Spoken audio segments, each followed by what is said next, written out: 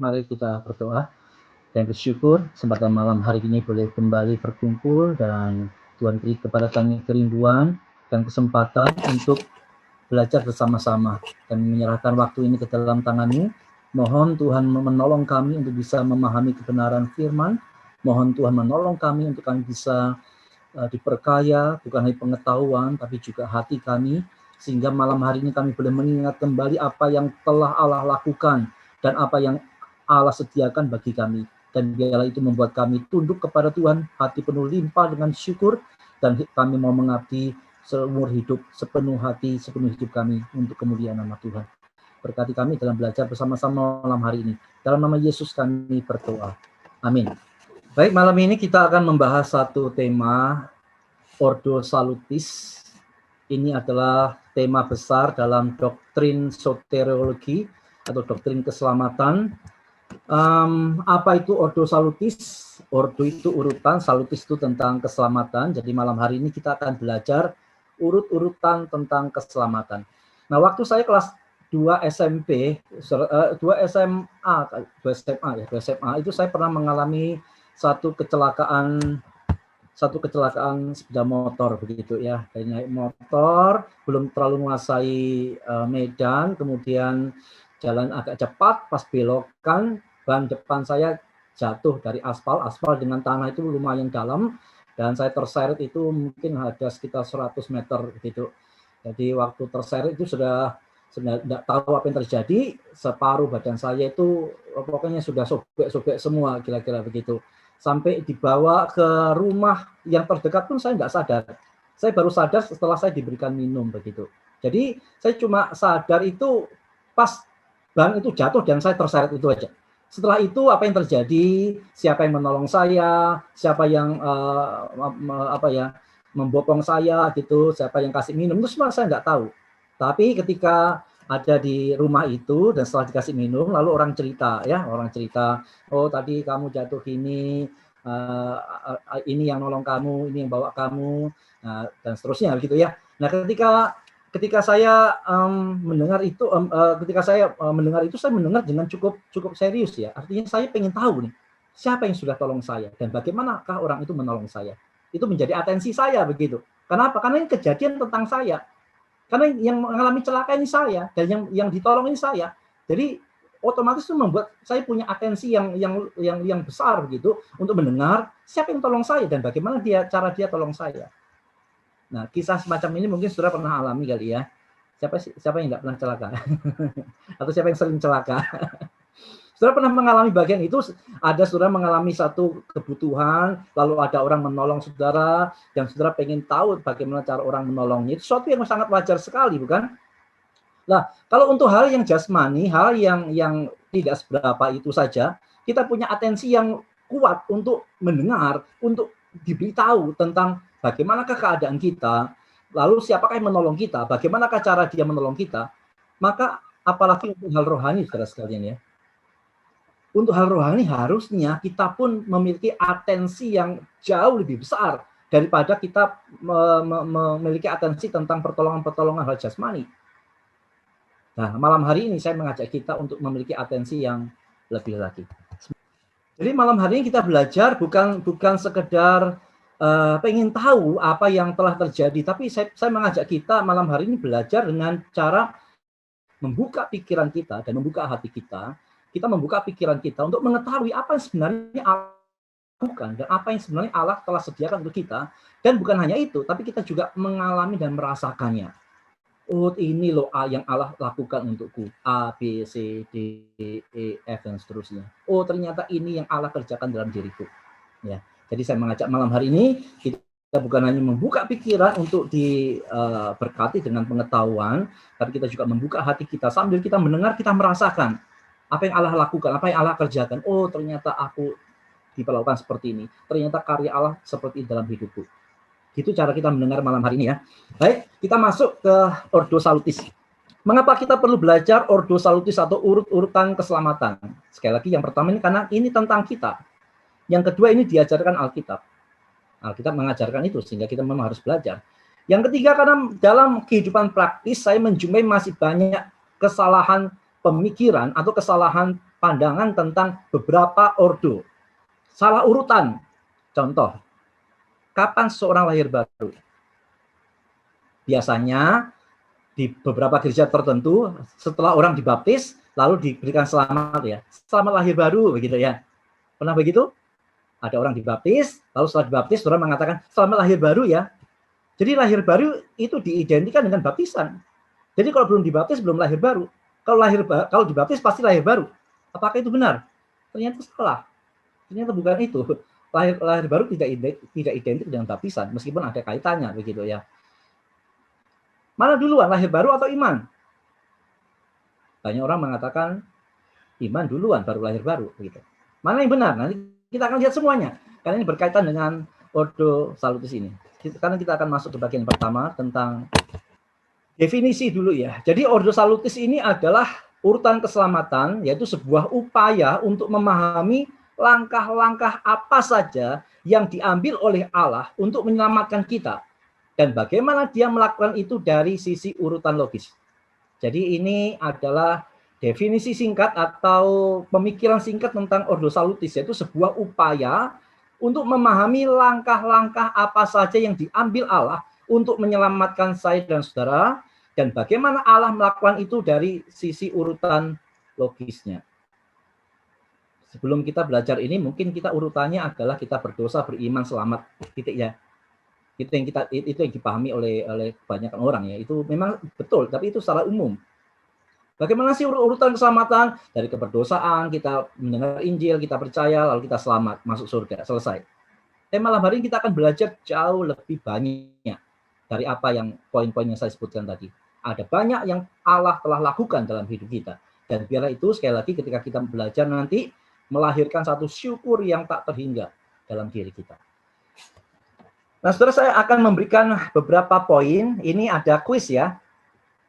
Yang bisa menjawab dengan benar akan mendapat hadiah. Cuma hadiahnya belum tahu. Dan dari siapa juga belum tahu ya. Yang penting dapat hadiah dulu ya. Apa hadiahnya belum tahu, siapa yang kasih juga belum tahu ya. Oke, saudara, ini ada beberapa kotak ya. Ada panggilan Injil, ada pemilihan, ada iman, ada lahir baru, ada ketekunan, ada pengudusan, ada pembenaran, ada pengadopsian. Pengadopsian ini kita diangkat menjadi anak Allah, kira-kira begitu. Dan ada pemuliaan. Nah, silahkan kuisnya adalah sudah urutkan dari awal sampai akhir tentang urutan keselamatan. Dimulai dari mana dulu? Ya, coba silakan ya lihat dulu ya. Silakan lihat dulu. Nah, saudara yang sudah merasa siap, silakan saudara tulis di chat ya. Ada panggilan Injil, ada pemilihan, ada iman, ada lahir baru, ada ketekunan, ada pengudusan, pembenaran, pengadopsian, dan pemuliaan. Urutkan dari awal sampai akhir proses keselamatan. Ayo coba. Saya berikan waktu hanya... sudah ada yang jawab ya? Bentar ya. Yang lengkap ya. Yang lengkap, jangan cuma pemilihan toh. Dari awal sampai selesai. Urutkan dari awal sampai akhir. Saya berikan waktu 3 menit saja ya. Oh, sudah dijawab lagi. Bentar, saya lihat. Jangan cuma satu ya. Urutkan semuanya. Harus jawab pemilihan aja. Oke, apakah ada? Silakan. Oh, ini ada lagi chat siapa ini? Pemilihan. Yuk. Kalau bicara bolehkah? Enggak boleh ditulis ya. Ditulis ya. Oke. Ya. Oke, saya lihat dulu. Wah, ini sudah banyak ini ya. Oke, saya lihat dulu. Pemilihan, panggilan Injil, lahir baru, iman, pengadopsian, pembenaran, pengudusan, ketekunan, pemuliaan. Oh ya. Kurang tepat, Yen. Pemilihan, lahir baru, panggilan Injil, iman, pembenaran, pengadopsian, pembenaran. Wah, ini double-double nih. Nggak tepat. Ketekunan, pengudusan, pemuliaan. Nggak tepat ya. Ribka, pemilihan, iman, pembenaran, lahir baru, panggilan tidak tepat. Pemilihan, pembenaran, iman cuma 3, kurang banyak. Ini pemilihan, pembenaran, pengudusan, lahir baru, pengadopsian, iman kurang tepat. Pemilihan, panggilan Injil, lahir baru, iman, pembenaran, adopsi, pengudusan, ketekunan, dan pemuliaan kurang tepat. Pemilihan, lahir baru, iman, panggilan Injil, nah kurang tepat, ini pasti terbalik ini. Baris kita terbalik ini. Pemilihan, panggilan Injil, iman, lahir baru, nggak tepat. Pemilihan, panggilan Injil, ketekunan, apalagi ini ketekunan di awal ya tepat. Oh ya, ada yang revisi. Pemilihan, lahir baru, iman, panggilan Injil. Beriman dulu baru dipanggil ya. Nggak tepat. Pemilihan, pembenaran, terlalu cepat dari pemilihan ke pembenaran. Pemilihan, panggilan Injil, lahir baru, iman, pembenaran, pengadopsian, pengudusan, ketekunan, iman. Oh, mungkin maksudnya pemuliaan kali ya. Hampir loh ini. Kohendra CV ini hampir ya. Pemilihan, lahir baru, iman, pengadopsian, ketekunan, pembenaran. Kurang tepat. Pemilihan, panggilan, lahir baru, pembenaran, kurang tepat. Pemilihan dan kelahiran baru, wah dijadiin satu ya. Saya dipisah ini jadiin satu. Iman, pembenaran, pengadopsian, pengudusan, ketekunan, pemuliaan. Ini siapa N ini ya? Kenapa dijadikan satu ya? Panggilannya mana ini panggilannya ini? Nggak ada panggilannya ini ya. Callingnya belum masuk ini callingnya.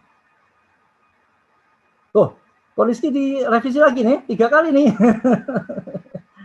Pemilihan, lahir baru, panggilan, panggilan Injil, iman, pengudusan, nggak tepat.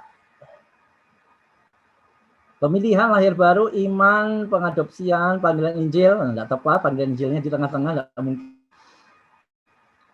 Pemilihan, panggilan Injil, lahir baru, iman, pembenaran, adopsi, pengudusan, ketekunan, pemuliaan, hampir. Wah, Hoyen juga revisi kayaknya. Pemilihan, panggilan Injil, lahir baru. Oh iya, Dorcas. Hampir ya. Memang ada perdebatan, tapi saya akan kasih tahu kenapa posisinya nggak seperti itu. Coba lagi nih, pemilihan, panggilan Injil, lahir baru. Pemilihan, panggilan Injil, lahir baru. Pemilihan, panggilan Injil, lahir baru. Pemilihan, panggilan Injil, lahir baru. Nah, saya skip saja ini. Pemilihan, panggilan Injil, iman, pembenaran. Pemilihan, panggilan Injil, iman, lahir baru. Tidak ada yang tepat semuanya ya. Jadi tidak ada yang dapat hadiah ya. Sayang sekali ya. Tidak ada yang dapat hadiah. Tidak ada yang menjawab dengan tepat. Nanti bisa berbeda pandangan, bisa debat juga sih sebenarnya sih masalah urutan ini ya. Tapi dari semua ini tidak ada yang benar-benar tepat. Oke, kita langsung saja masuk ke materi kita. Jadi ada banyak poin ya saudara sekalian. Kalau bicara Ordo Salutis ini ada banyak poin. Paling tidak itu ada 9 ya. Paling tidak. Kalau mau dijabarkan lebih detail mungkin bisa ditambahin. Tapi ini poin-poin yang penting. Dan itu ada 9. Dan malam hari ini saya nggak mungkin akan jelaskan secara detail satu persatu. Oleh karena itu Bina Pembinaan sudah menjadwalkan untuk pembahasan detailnya itu nanti di bulan depan. Jadi apa itu iman, apa itu pertobatan, apa itu lahir baru, apa itu ketekunan, apa itu pengudusan, apa itu pembenaran, apa itu pemuliaan, itu semua akan dibahas lebih detail di bulan depan begitu ya. Jadi malam hari ini saya tidak akan nggak akan membahas satu persatu poin demi poin secara detail, kan nggak mungkin mencukupkan. Dan bidang pembinaan sudah mengaturnya demikian rupa memang. Jadi malam hari saya akan overview saja secara umum tentang urutan-urutan ini. Dari ke-9 poin ini, bagaimanakah Allah itu berkarya di dalam keselamatan kita. Nah, kalau ditanya, apakah ada satu ayat Alkitab yang berbicara urutan ini dari awal sampai akhir? Misalkan dari pemilihan sampai pemuliaan. Jawabannya tidak ada. Tidak ada satu ayat Alkitab yang secara lengkap menjelaskan karya keselamatan Allah untuk kita. Itu dari pemilihan sampai pemuliaan dengan memenuhi 9 poin ini. Tidak ada. Lalu dari mana kita bisa mendapatkan 9 poin ini? Yaitu dari dari ayat-ayat yang lain. Ayat-ayat yang bicara keselamatan, ketika dikelompokkan, dikumpulkan, ada istilah-istilah penting, dan itu kemudian secara logis diurutkan, maka ketemulah Ordo Salutis itu. Jadi sekali lagi, Ordo Salutis tidak ada satu ayat di mana satu ayat itu menggambarkan secara lengkap semuanya, tidak ada. Tapi Ordo Salutis ini diambil dari berbagai ayat di dalam Alkitab yang berceritakan atau berisi tentang keselamatan kita. Oleh karena itu kita akan lihat ya ayat-ayatnya dulu, nanti baru kita akan lihat urutannya secara lengkap. Mari kita perhatikan Roma 8 ayat 30. Dan mereka yang ditentukannya dari semula, mereka itu juga dipanggilnya. Dan mereka yang dipanggilnya, mereka itu juga dibenarkannya. Dan mereka yang dibenarkannya, mereka itu juga dimuliakannya. Roma 8 ayat 30 ini merupakan salah satu ayat tentang bagian dari Ordo Salutis itu sendiri. Lihat dari mulai ada yang ditentukan Allah. Ayat 29 itu yang ditentukan ini sama dengan yang dipilih, begitu ya. Jadi ada pemilihannya. Lalu yang dipilih itu dikatakan dipanggil oleh Tuhan. Dipanggil. Calling ya. Nanti kita akan belajar ada external calling, ada internal atau effective calling. External calling itu adalah secara umum Injil diberitakan. Internal calling itu bagaimana Allah bekerja membuat orang itu bisa berespon terhadap panggilan yang dari dalam. Ya, kalau external calling dari luar, dari berita Injil yang diberitakan, internal calling itu dari Allah Roh Kudus yang sudah melahirkan itu. Dan mereka yang dipanggilnya itu, jadi dipilih, dipanggil, dibenarkan. Dan setelah yang dibenarkan itu dimuliakan. Jadi dalam Roma 8 ayat 30 ini ada 4 step ya. Dari dipilih, kemudian dipanggil, yang dipilih dipanggil, yang dipanggil dibenarkan. Dan yang dibenarkan nanti dimuliakan. Ini kita lihat ada 4 step dari karya keselamatan Allah dalam Roma 8 ayat 30. Kita masih lihat ayat yang lain. Efesus 1 ayat 4 dan 5. Sebab di dalam Dia Allah telah memilih kita sebelum dunia dijadikan, supaya kita kudus dan tak bercacat di hadapannya. Dalam kasih, Ia telah menentukan kita dari semula oleh Yesus Kristus untuk menjadi anak-anaknya, sesuai dengan kerelaan kehendaknya. Jadi kita perhatikan ada kata apa sana? Ada kata memilih, yaitu pemilihan. Jadi kita dipilih, kita mengalami pemilihan. Untuk apa? Untuk kita dikuduskan, mengalami kekudusan. Dan bagian yang kedua ini, kita dipilih atau ditentukan ini untuk menjadi anak-anak Allah. Jadi ada 2 step di dalam Efesus pasal 1 ayat 4 dan 5 ini. Itu kita dipilih, kita mengalami pemilihan, Allah yang memilih kita. Dan nanti kita yang dipilih ini akan dikuduskan oleh Tuhan. Dan juga kita yang dipilih ini akan diadopsi menjadi anak Tuhan, menjadi anak Allah. Nah, kapan hari ada yang tanya ya, apa beda Yesus anak Allah dengan kita anak Allah? Yesus anak Allah adalah satu-satunya anak, only begotten son. Satu-satunya yang unik, itu bagian dari Tritunggal dan tidak mungkin sama dengan kita. Kalau kita ini anak Allah adalah anak hasil adopsi. Itu, karena itulah ada istilah teologinya, kita ini diadopsi menjadi anak-anak Allah. Kita dipilih untuk menjadi anak-anak Allah. Berarti sebelum menjadi anak-anak Allah, kita anak-anak siapa? Yang minta maaf, dalam Alkitab cuma ada 2 macam anak, anak Tuhan atau anak setan saja. Jadi sebelum dipilih luar pilihan Tuhan, kita sebenarnya adalah anak-anak si jahat. Tapi dari itulah kita dipilih untuk menjadi anak-anak Tuhan, anak-anak Allah. Jadi pemilihan untuk menuju pada kekudusan dan pemilihan untuk nantinya kita diadopsi menjadi anak Allah. Ayat yang lain. Roma 5 ayat 1 dan 2. Sebab itu kita yang dibenarkan karena iman, kita hidup dalam damai sejahtera dengan Allah oleh karena Tuhan kita Yesus Kristus. Oleh Dia kita juga beroleh jalan masuk oleh iman kepada kasih karunia ini. Di dalam kasih karunia ini kita berdiri dan kita bermegah dalam pengharapan akan menerima kemuliaan Allah. Perhatikan di sini ada beberapa kata yang penting, yaitu dibenarkan, ada kata iman, ada frase akan menerima kemuliaan Allah. Jadi ada pembenaran, ada iman, ada pemuliaan. Bagaimanakah urutannya? Kalau kita lihat kalimatnya itu, kita dibenarkan karena iman. Jadi mana duluan? Dibenarkan baru iman atau iman baru dibenarkan? Jelas kalau kalimatnya kita dibenarkan karena iman, maka iman duluan. Karena iman, maka kita dibenarkan. Nah, nanti yang kita dibenarkan, kita ini akan menerima kemuliaan Allah. Jadi ada ordonya, meskipun hanya 3 elemen saja. Yaitu iman akan membawa kita pada pembenaran, dan pembenaran akan membawa kita pada pemuliaan. Iman akan membuat kita dibenarkan, dan kita yang dibenarkan akan dimuliakan. Ada 3 elemen di dalam ordo, dalam Roma pasal 5, 1 dan 2. Ada ayat yang lain. Roma 10 ayat 17. Jadi, iman timbul dari pendengaran, dan pendengaran oleh firman Kristus. Iman timbul dari pendengaran, dan pendengaran oleh firman Kristus. Ada dalam ayat ini ada 2 elemen yang merupakan bagian dari ordo salutis, yaitu iman dan pendengaran akan firman ini bicara tentang calling, bicara tentang panggilan Injil. Jadi ada panggilan Injil dulu, baru orang kemudian bisa dikatakan beriman. Tanpa panggilan Injil, maka iman ini menjadi iman yang bukan iman. Karena iman yang benar, iman berdasarkan firman Kristus. Iman berdasarkan Injil itu sendiri. Jadi panggilan Injil mendahului iman.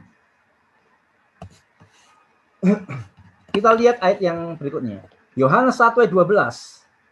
Tetapi semua orang yang menerimanya, diberinya kuasa supaya menjadi anak-anak Allah, yaitu mereka yang percaya dalam namanya. Ya, jadi semua orang yang menerimanya diberi kuasa supaya menjadi anak-anak Allah. Siapa yang menjadi anak-anak Allah? Yaitu mereka yang percaya dalam namanya. Ada 2 elemen dalam ordo salutis dalam ayat ini, yaitu menjadi anak-anak Allah, yaitu bicara apa? Bicara pengadopsian. Dan bicara elemen yang berikutnya apa? Yaitu iman. Jadi mana dulu? Iman atau pengadopsian? Yaitu iman dulu. Karena ada iman, maka Allah mengadopsi kita menjadi anak-anak Allah. Yang menerimanya diberi kuasa menjadi anak-anak Allah. Siapa? Yaitu yang beriman, yang percaya. Jadi iman akan membawa pada pengadopsian yang Allah lakukan untuk kita yang percaya. 1 Yohanes 3:9. Coba kita lihat beberapa elemennya ya. Setiap orang yang lahir dari Allah tidak berbuat dosa lagi. Sebab benih ilahi tetap ada di dalam dia, dan ia tidak dapat berbuat dosa karena ia lahir dari Allah. Ini ayat yang seringkali ditanya ini ya. Masa sih kalau kita jadi orang Kristen kita tidak berbuat dosa lagi? Nah, kita perlu ingat bahwa yang dimaksud frase ini tidak berbuat dosa lagi dalam pengertian tidak hidup dalam dosa. Bisa jatuh dalam dosa, tapi tidak hidup dalam dosa. Yaitu itu artinya ya. Bukan berarti tidak sama sekali tidak berbuat dosa, tidak. Ayat ini tidak mengatakan itu, karena 1 Yohanes pasal 1 atau pasal 2 itu mengatakan kalau kita mengatakan kita tidak berdosa, maka kita ini menipu gitu ya. Kita menganggap firman Tuhan itu salah ya. Jadi yang dikatakan di sini Tidak berbuat dosa lagi dalam pengertian tidak hidup di dalam dosa. Nah, kita lihat ada berapa elemen. Ada 2 elemen penting di sini dalam ordo salutisnya, yaitu lahir dari Allah. Ini bicara lahir baru, regeneration, gitu ya, lahir baru, kelahiran baru. Ini lahir dari Allah. Tidak berbuat dosa lagi, tidak hidup dalam dosa. Bicara apa? Bicara pengudusan, sanctification-nya. Tidak hidup dalam dosa. Bicara pengudusan. Jadi itu elemen yang lain di dalam ordo salutis. Tidak dapat berbuat dosa, ya, ini tidak hidup dalam dosa, itu adalah pengudusan. Karena apa? Karena ia sudah lahir baru. Jadi orang yang lahir baru akan mengalami pengudusan. Jadi kelahiran baru itu nanti akan membawa kita pada proses pengudusan. Ini ada 2 elemen dalam ordo salutis dalam 1 Yohanes 3:9. Sekarang yang terakhir, ayat yang terakhir. 1 Yohanes 2:19. Memang mereka berasal dari antara kita. Ini bicara antikristus ya. Tetapi mereka tidak sungguh-sungguh termasuk pada kita. Sebab jika mereka sungguh-sungguh termasuk pada kita, niscaya mereka akan tetap bersama-sama dengan kita. Tetapi hal itu terjadi supaya nyata bahwa tidak semua mereka sungguh-sungguh termasuk pada kita. Jadi kalau kita lihat arti di dalam kalimat ini, maka kita bisa memperoleh satu pengajaran bahwa yang sungguh-sungguh Kristen akan terus sungguh-sungguh Kristen. Yang sungguh-sungguh percaya akan tetap dan selama-lamanya menjadi percaya. Kalau yang dikatakan antikristus itu hanya seolah-olah mereka mirip Kristen. Seolah-olah mereka berasal dari kita, tapi mereka tidak sungguh-sungguh termasuk pada kita, kata Yohanes. Sehingga karena itu mereka nanti akan menyatakan diri menentang Kristus. Sehingga dari kebenaran ini kita menerima satu pengajaran yang sungguh-sungguh dalam Kristus, yang sungguh-sungguh percaya, yang sungguh-sungguh Kristen, akan seterusnya Kristen, akan seterusnya percaya, akan seterusnya mengikut Kristus. Maka dari poin ini bicara tentang ketekunan. Orang Kristen yang sungguh-sungguh itu pasti akan tekun. Orang yang tidak tekun itu sangat mungkin belum sungguh-sungguh Kristen. Tapi yang sungguh-sungguh Kristen, dia dipastikan akan bertekun sampai akhir, bahkan sampai selama-lamanya. Oke, itu ada beberapa ayat saudara sekalian yang berkaitan dengan ordo salutis yang kita bahas malam hari ini. Sehingga dari beberapa ayat tadi kita bisa menemukan ada elemen-elemennya tadi itu ya. Ada pemilihan, pembenaran, ada pemuliaan, ada pemilihan akan membawa pada pengudusan, ada pemilihan membawa pada pengadopsian, ada iman yang membuat orang itu dibenarkan, menerima pembenaran, dan kemudian akan dimuliakan. Ada panggilan Injil yang kemudian akan berlanjut pada iman, dan ada iman yang menyebabkan orang itu menerima pengadopsian. Ada lahir baru yang akan menuntun orang pada pengudusan, dan ada ketekunan.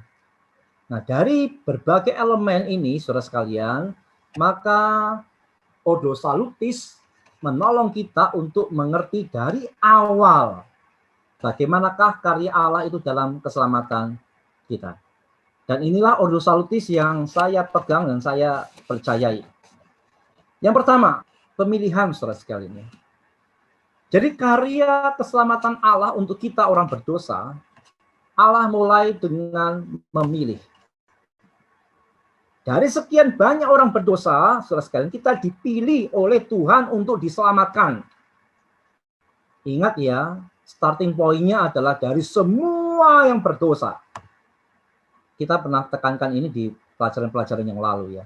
Starting point-nya bukan dalam kondisi tidak berdosa. Tapi starting point-nya adalah dalam keberdosaan manusia seluruhnya. Baik yang sudah ada maupun yang belum ada manusianya. Atau bahkan dalam kekekalan belum ada manusianya, kira-kira begitu ya. Tapi dalam keberdosaan itu Allah memilih.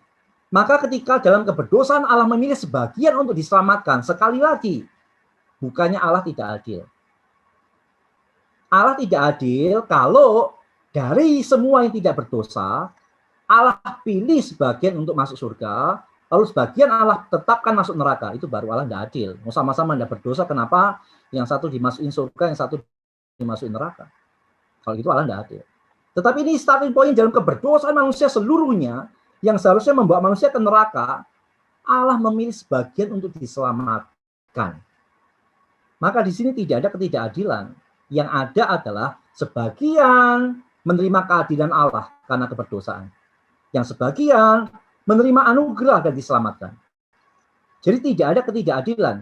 Yang ada adalah satu terima anugerah, satu menerima keadilan. Orang yang masuk neraka bukan karena tidak dipilih. Orang masuk neraka karena dia berdosa. Tapi beda dengan kita. Kita masuk surga karena kita dipilih. Jadi, tapi orang yang masuk neraka bukan karena tidak dipilih. Oh, aku masuk neraka karena aku tidak dipilih Tuhan. Tidak. Kamu masuk neraka karena kamu berdosa. Jadi bukan karena tidak dipilih Allah, tapi dalam keberdosaan. Jadi kita yang dipilih ini sungguh-sungguh merasakan anugerah Tuhan. Saudara sekalian, bagikan banyak pengemis, lalu seorang raja hanya memilih beberapa pengemis untuk diangkat menjadi anak angkatnya. Pengemis-pengemis yang lain yang tidak dipilih itu tidak berhak untuk berkata dan marah kepada raja, kenapa kamu tidak pilih aku? Ya karena memang raja itu tidak wajib untuk memilih semuanya. Itulah yang disebut sebagai anugerah. Allah tidak harus menyelamatkan semuanya. Kalau bicara keharusan Allah, semuanya ke neraka. Tapi bahwa Allah mau menyatakan belas kasihan kepada sebagian untuk diselamatkan, itulah anugerah. Dan itulah konsep pemilihan di sini. Jadi bukan Allah tidak adil, saudara sekalian. Tapi kita ini loh, kita yang diselamatkan ini, di awal dengan pemilihan itu, harusnya kita ini benar-benar merasakan sebagai orang yang dipilih, dan dipilih dari ketidaklayakan kita. Sehingga kita bukan hanya mengerti bahwa aku hari ini bisa percaya karena sebelumnya dipilih, tapi kita bisa merasakan begitu loh, siapa sih aku ini Tuhan sampai Tuhan mau pilih aku. Tidak ada kelebihan, tidak ada kebaikan, tidak sesuatu yang menarik. Tapi itulah besarnya anugerah Tuhan saudara sekalian. Dan lagi-lagi kalau kita merenungkan bagian ini, harusnya membuat kita itu tunduk dan penuh syukur kepada Tuhan. Siapakah aku, Tuhan mau pilih aku yang tidak layak. Inilah awal dari karya keselamatan Allah bagi orang berdosa. Dimulai dari dia memilih sebagian untuk diselamatkan. Lalu setelah dipilih bagaimana? Yang kedua, setelah dipilih itu Allah melahirbarukan. Nah, ini bagian yang tadi banyak yang tidak tepat ya. Banyak yang lahir barunya di urutan ketiga ya. Setelah dipilih itu Allah melahirbarukan. Loh, kenapa harus dilahirbarukan dulu?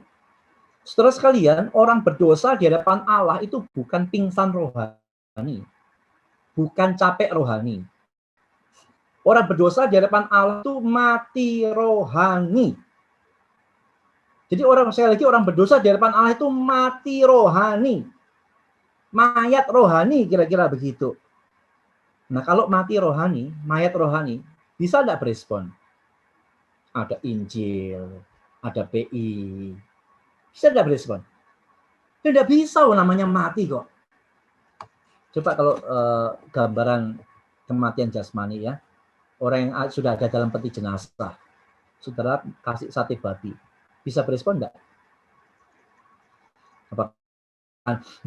Harumnya sate babi begitu. Wah, kalau dia lakukan itu mungkin sudah lari kali ya. Waduh, kenapa ini orangnya bisa cium sate babi, orang sudah mati begitu. Mati rohani nggak bisa berespon. Namanya mati nggak bisa berespon, saudara sekalian. Nah, lalu bagaimana supaya yang mati ini bisa berespon?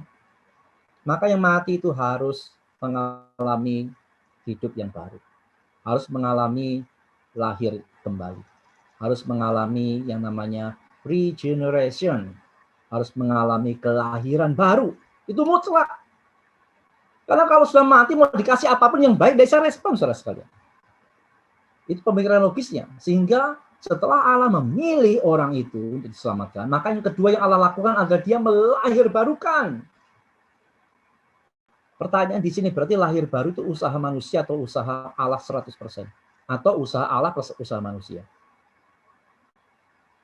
Jelas saudara sekalian bahwa lahir baru ini adalah karya Allah 100%.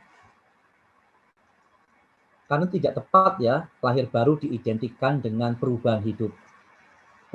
Dulunya peminum, pemabuk, lalu kemudian dia tidak minum, tidak lagi mabuk, lalu mengatakan selamat lahir baru ya.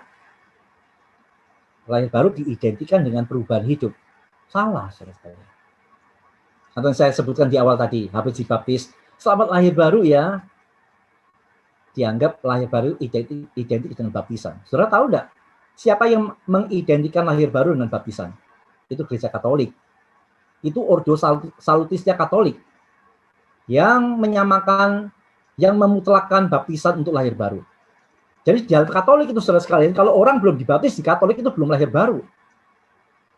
Jadi bagi orang Katolik, kita ini belum lahir baru semua, kecuali kita kasih diri, beri diri dibaptis di Gereja Katolik, baru kita akan menerima label lahir baru. Jadi itu teologinya Katolik yang mengidentikan secara mutlak baptisan dengan kelahiran baru. Tapi itu salah. Karena kalau demikian lahir barunya bukan hanya usaha Allah, itu usaha manusia. Kalau aku beri diri dibaptis, aku lahir baru. Kalau aku tidak beri diri dibaptis, aku tidak lahir baru. Itu usaha manusia. Tapi saudara sekali, dari seluruh Alkitab kita belajar, lahir baru itu adalah karya Allah. Yesus mengatakan kepada Nikodemus, kalau kamu tidak dilahirkan dari air dan roh, kamu tidak dapat masuk ke dalam kerajaan Allah. Calvin menerjemahkan bukan dan, tapi yaitu. Kalau kamu tidak dilahirkan dari air, yaitu Roh Kudus, maka kamu tidak akan masuk ke dalam kerajaan Allah. Jadi lahir baru itu memang sepenuhnya karya Allah Roh Kudus 100%. Kenapa? Ya karena kondisi manusia mati rohani. Seorang yang mati rohani tidak sanggup berbuat apapun juga. 100% dia tidak sanggup berbuat apapun juga. Karena itulah perlu kelahiran baru yang Allah Roh Kudus kerjakan. Saudara, yuk kita berterima kasih sama Tuhan yuk. Kita ini bukan hanya dipilih oleh Tuhan loh. Tapi kita yang dipilihnya ini, kita menerima karya Roh Kudus, yaitu kelahiran baru. Bukan karya kita. Sama sekali tidak ada andil kita. Tapi 100% itu karya Roh Kudus melahirbarukan.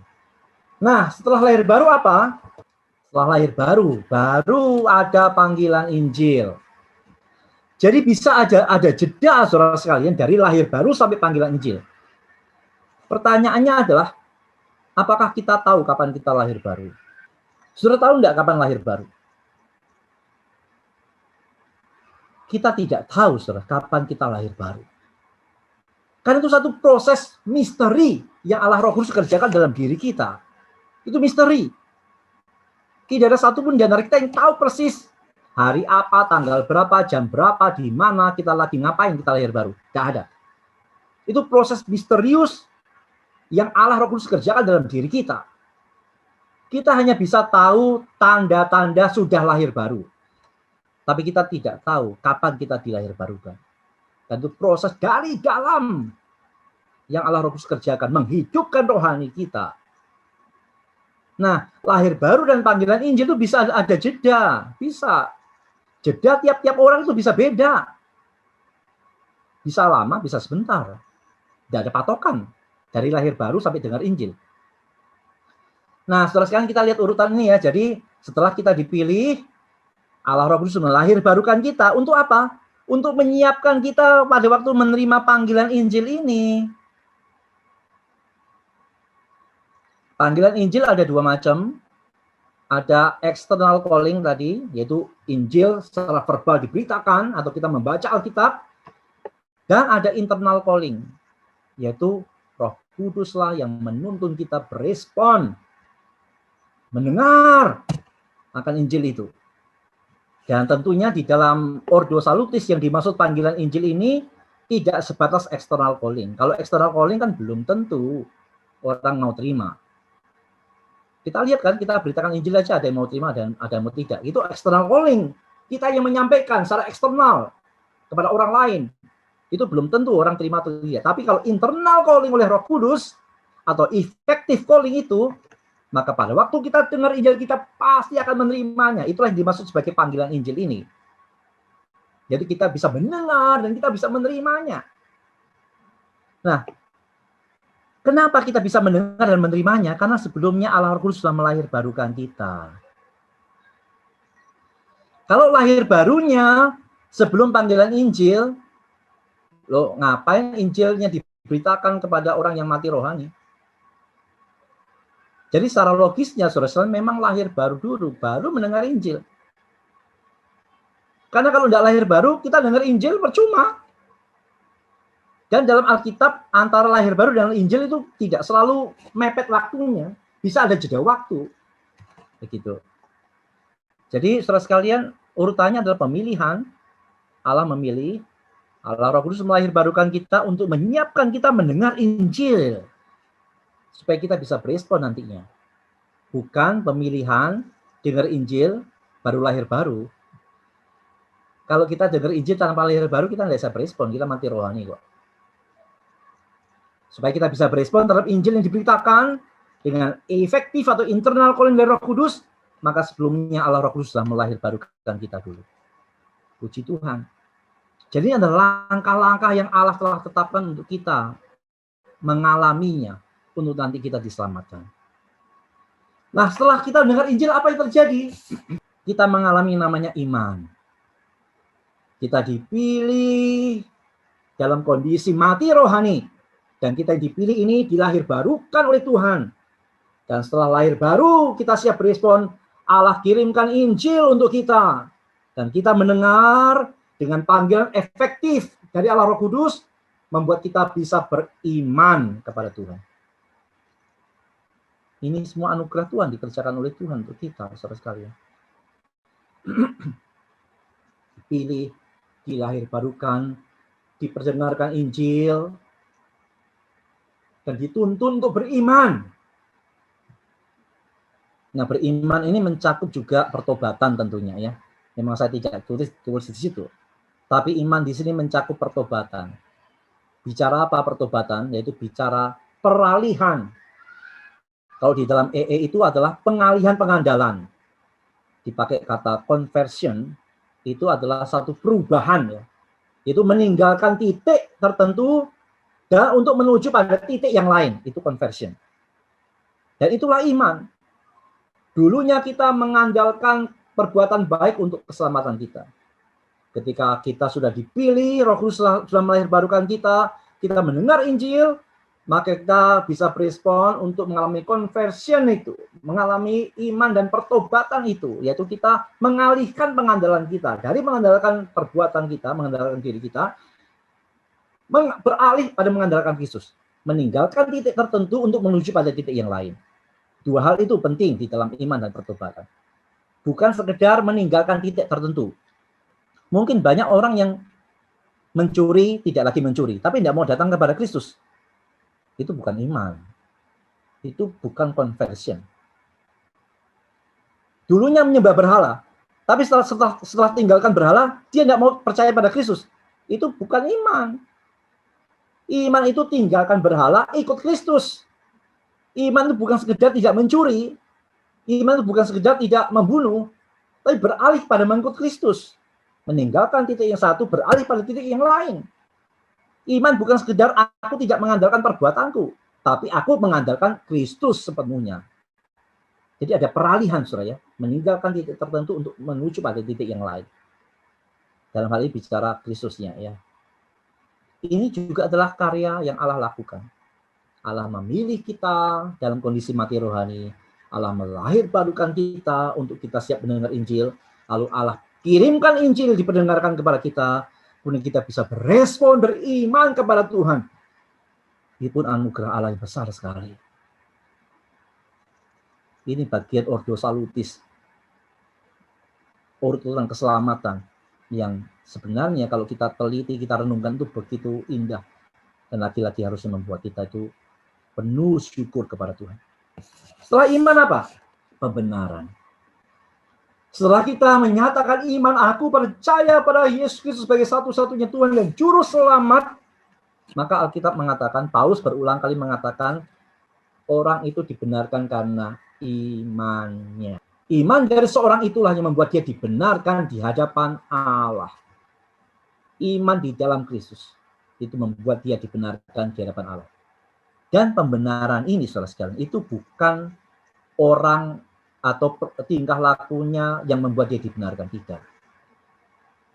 Tapi yang membuat kita dipandang benar oleh Allah, itu karena kita iman di dalam Kristus. Jadi tidak boleh ada kesombongan. Jadi yang membuat kita dipandang benar oleh Allah, bukan karena pelayanan kita. Bukan karena saudara baik pada orang lain.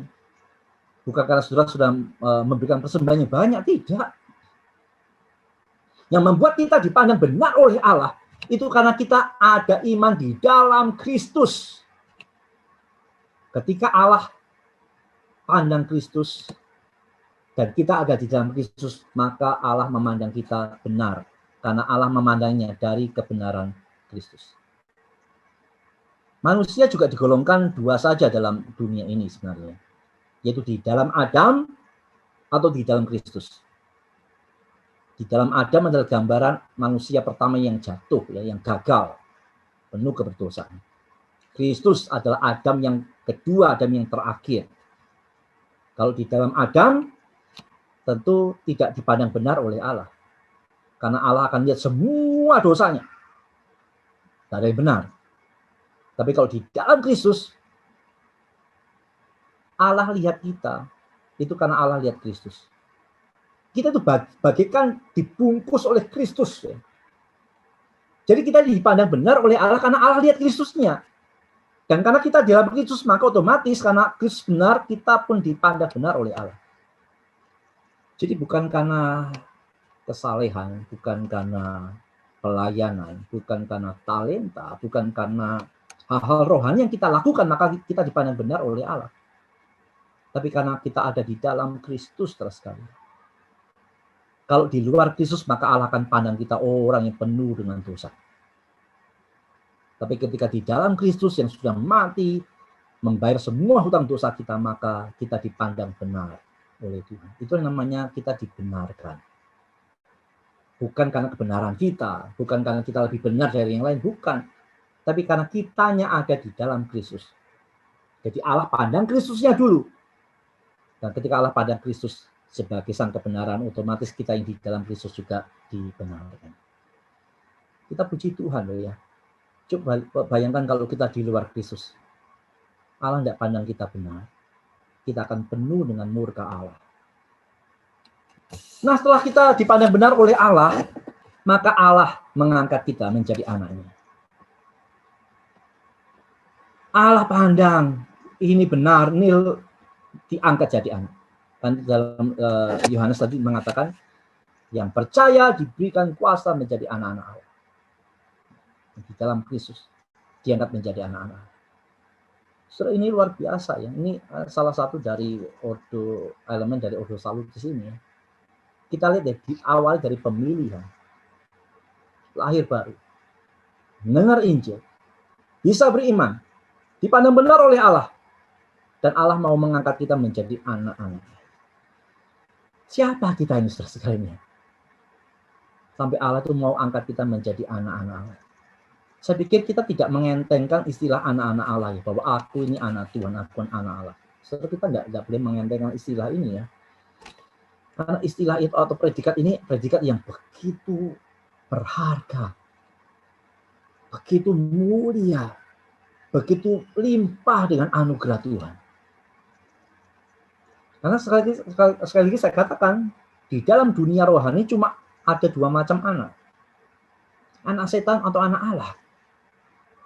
Kalau kita bukan anak-anak Allah, saudara, otomatis kita anak-anak setan. Tapi Alkitab mengatakan kepada kita bahwa kita yang percaya diangkat menjadi anak-anak Allah.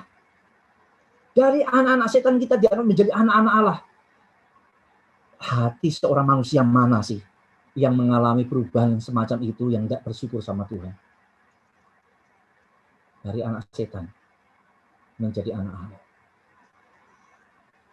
Ini satu karya yang saya pikir tak terkatakan lah ya untuk kita bisa ucap syukur kepada Tuhan. Yang berikutnya, setelah diangkat menjadi anak-anak Allah, setelah kita mengalami namanya pengudusan. Pengudusan hidup sesuai dengan panggilan kita sebagai anak-anak Allah.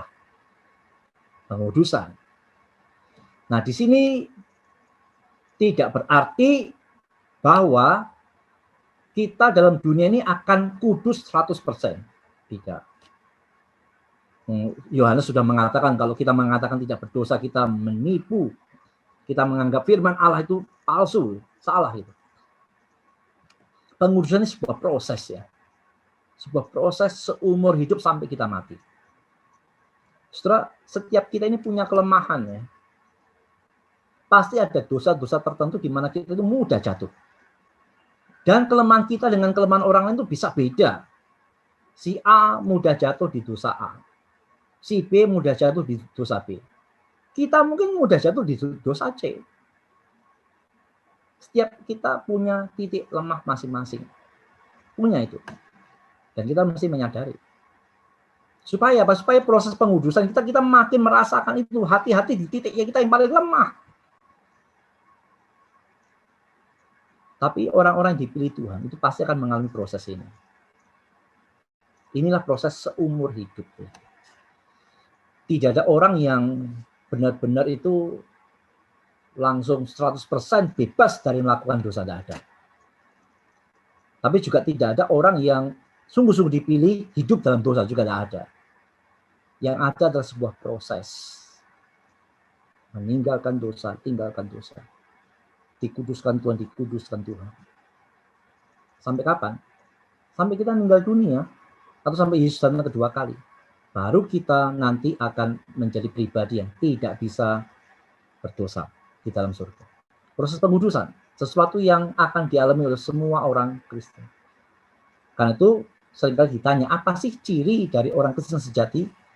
Yang pertama, dia yakin akan keselamatannya dengan dasar keyakinan yang benar, yaitu iman saja. Yang kedua, dia harus mengalami pengudusan, yaitu ada perubahan hidup ke arah positif. Meninggalkan dosa, mengikis dosa. Mungkin bisa jatuh ke dosa yang sama, bisa. Orang Kristen sejati apakah bisa jatuh bangun dalam dosa? Pasti jatuh bangun dalam dosa. Apakah bisa jatuh bangun dalam dosa dengan dosa yang sama? Ya, bisa. Tetapi dia akan bangun lagi, dia akan bangkit lagi. Dia akan mengalami pengudusan demi pengudusan. Ya, itu adalah proses, merupakan bagian dari Ordo Salutis, bahwa yang setelah diangkat menjadi anak Allah akan mengalami proses pengudusan yang Allah Roh Kudus kerjakan, dengan juga menguatkan diri orang percaya itu untuk mengusahakan juga berjuang untuk hidup kudus di hadapan Tuhan. Dan proses berikutnya adalah ketekunan. Yang dipilih dalam kematian rohani dilahir barukan, supaya ketika mendengar Injil dia bisa beriman, dan kemudian dia dibenarkan, diangkat menjadi anak Allah, lalu dia hidup dalam pengudusan sebagai anak-anak Allah, dan dalam hal itu semua dia akan tekun. Dia dipastikan akan tekun. Orang yang dipilih Allah untuk diselamatkan tidak akan pernah gagal kemudian tidak selamat. Karena Allah tidak pernah gagal di dalam memilih orang untuk diselamatkan. Dipilih Allah itu pasti akan bertekun sampai akhir. Pasti. Kenapa? Karena Tuhan yang jaga, Tuhan yang pelihara, Tuhan yang kuatkan. Dalam Filipi dikatakan ya, kerjakanlah keselamatan, bukan mengerjakan untuk dapat selamat, tidak. Tapi yang kita sudah diselamatkan harus sungguh-sungguh hidup kepada Tuhan. Harus sungguh-sungguh setia kepada Tuhan. Tetapi ayat yang berikutnya mengatakan, karena Allah lah yang mengerjakan di dalam kamu. Inilah yang menjadi kekuatan kita. Kenapa kita bisa tekun? Bukan karena kita mampu, tapi karena Allah yang setia menjaga kita. Sehingga memampukan kita untuk pasti tekun. Tidak mungkin tidak tekun. Berbagai tantangan, pergumulan, gelombang hidup. Orang yang sungguh-sungguh dipilih Tuhan pasti akan diberikan kekuatan supaya bisa tekun. 1 Korintus 11:13 itu kan, pencobaan yang kamu alami biasa.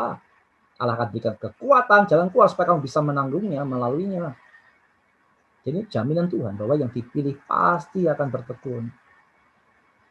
Dan pada akhirnya, setelah di dalam proses ketekunan itu, ada pergumulan, ada pikul salib, ada sangkal diri, ada penderitaan, pada akhirnya kita akan dimuliakan di dalam kemuliaan Allah di surga, saudara sekalian.